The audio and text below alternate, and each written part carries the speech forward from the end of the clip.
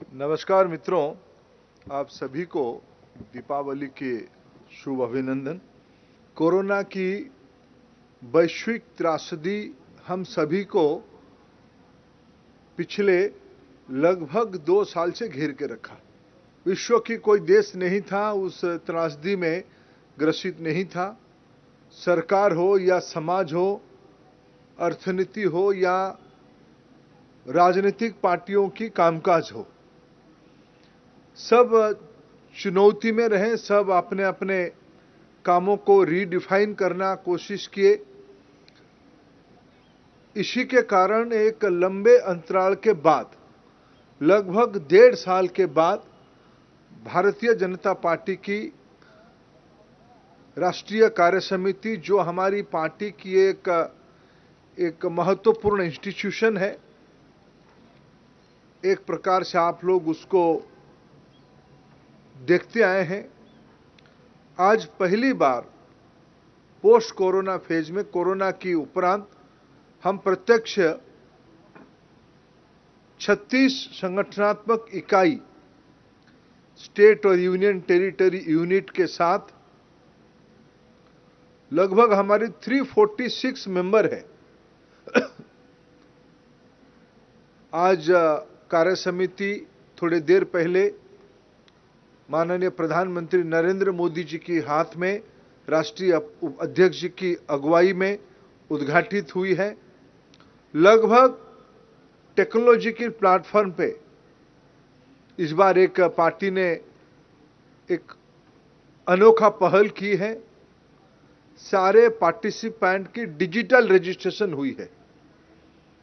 सबने, माननीय प्रधानमंत्री समेत बाकी सभी प्रतिनिधियों ने अपने डिजिटल हस्ताक्षर को करते हुए रजिस्ट्रेशन किए हैं। उस रजिस्ट्रेशन की एक क्यूमुलेटिव नंबर भी हम लोगों के सामने आई। लगभग 342 तक सदस्य सारे इकाइयों के साथ उपस्थित है। विशेष आपके सामने उल्लेख करने के लिए मैं 2 विषय कहूं। जैसे हमने टेक्नोलॉजी प्लेटफॉर्म को यूज किया, हम सभी के प्रेरणा के स्रोत, हमारी पार्टी के 2 वरिष्ठ नेता, मार्गदर्शक, हम सभी के अभिभावक माननीय लाल कृष्ण आडवाणी जी और माननीय डॉक्टर मुरली मनोहर जोशी जी अपने अपने निवास में टेक्नोलॉजी की प्लेटफॉर्म पे इस कार्य समिति का हिस्सा बने हैं। मित्रों, सबसे पहले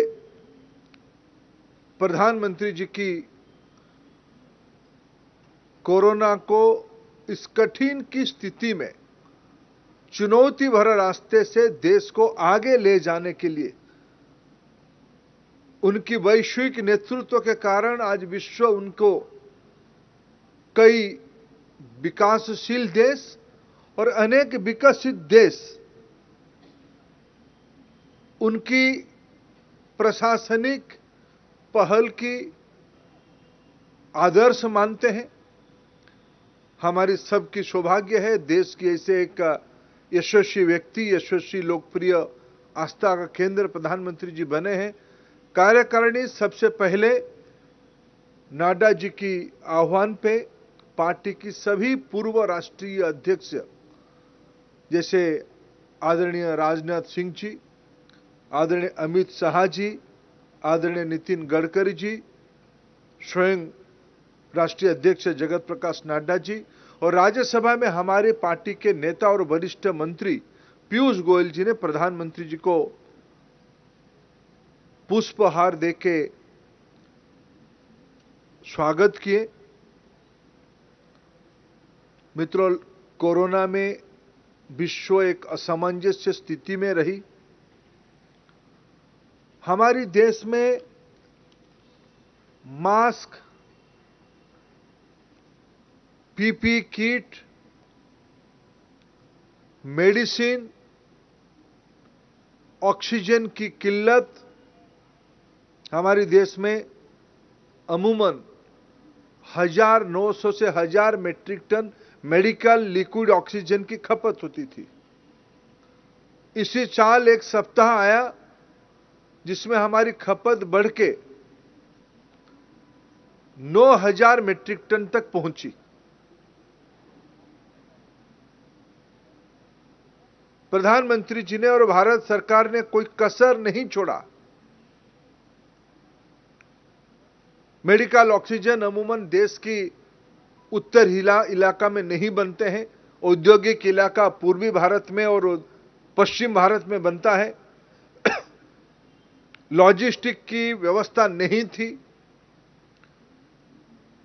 रोड, रेल, आकाश मार्ग, जलपथ, सारे माध्यमों को उपयोग करते हुए देश के अंदर, देश की बाहर अनेक ऐसे अनोखा पहल करके मित्रों 2000 जनवरी में पहला कोरोना की टेस्ट पॉजिटिव भारत में हुई। विश्व में उसकी कोई अनुभव नहीं था।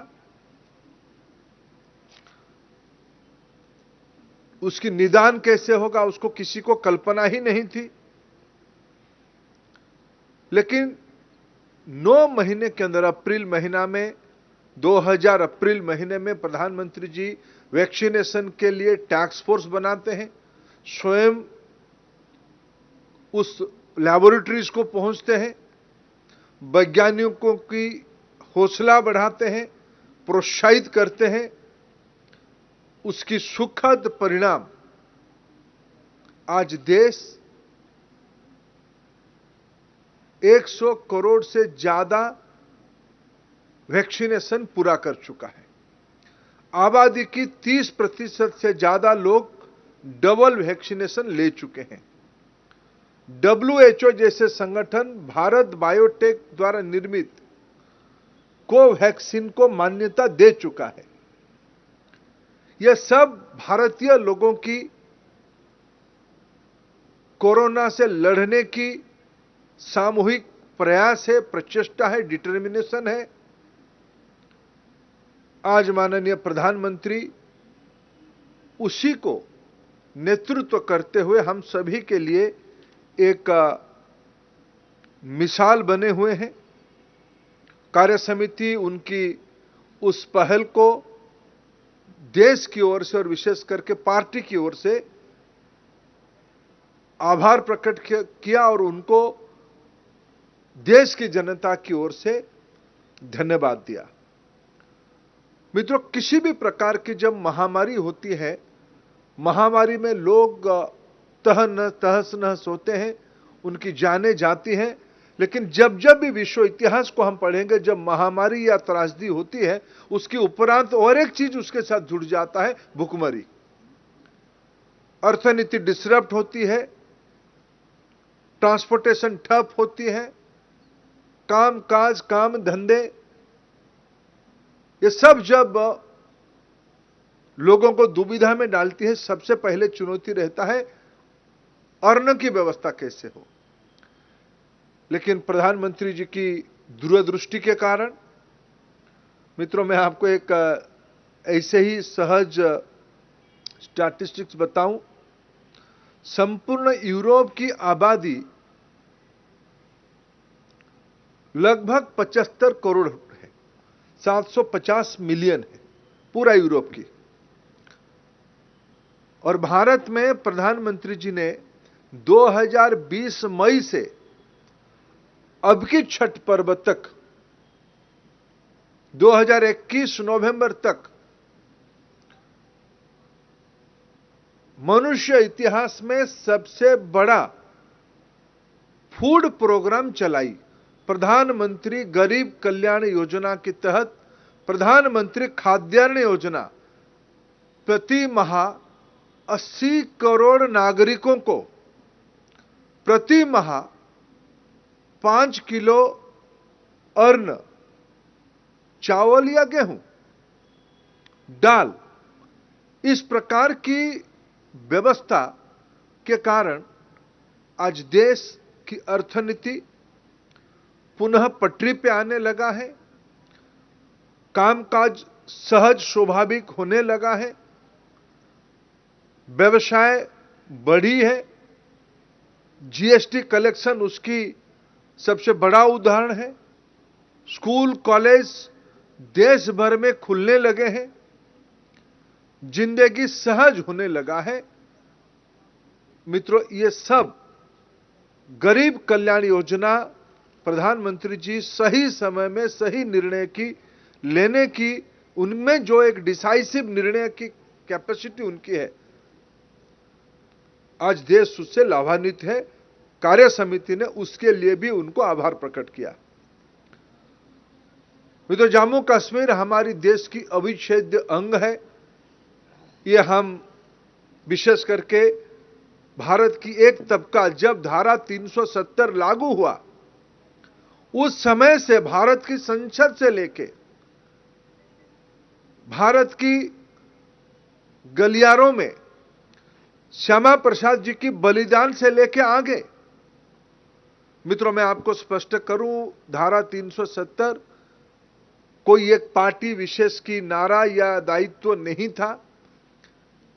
जो पार्लियामेंट्री प्रैक्टिस के विद्यार्थी हैं वो भली भांति जानते हैं, कांग्रेस की नेतृत्व भले ही 370 उस समय में लागू करवाया था, लेकिन कांग्रेस पार्टी तथा पार्लियामेंट में अनेक सदस्यों ने शुरुआत की दौर से धारा 370 जो अस्थायी था उसको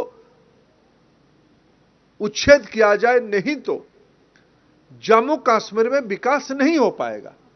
वहां के गरीबों की, वहां की आदिवासी, वहां की वंचित वर्ग, वहां की पिछड़े, वहां की पहाड़ी लोग, उनकी विकास नहीं हो पाएगा। ये महिलाओं को न्याय नहीं मिलेगा, ये शंका शुरू से की गई। लेकिन प्रधानमंत्री नरेंद्र मोदी जी की नेतृत्व, गृह मंत्री अमित शाह जी की कौशल्य के कारण आज जम्मू कश्मीर संपूर्ण विकास की राह पे चल चुकी है। वहां की धारा 370 2019 अगस्त 5 से हटने के उपरांत ये लगभग 2.5 साल हो गया है। उस 2.5 साल के अंदर आज जम्मू कश्मीर में निवेश बढ़ी है, पर्यटन बढ़ी है, श्रीनगर की नजारा बदली है। नौजवानों के साथ अभी अभी गृह मंत्री सीधा संवाद करके आए हैं।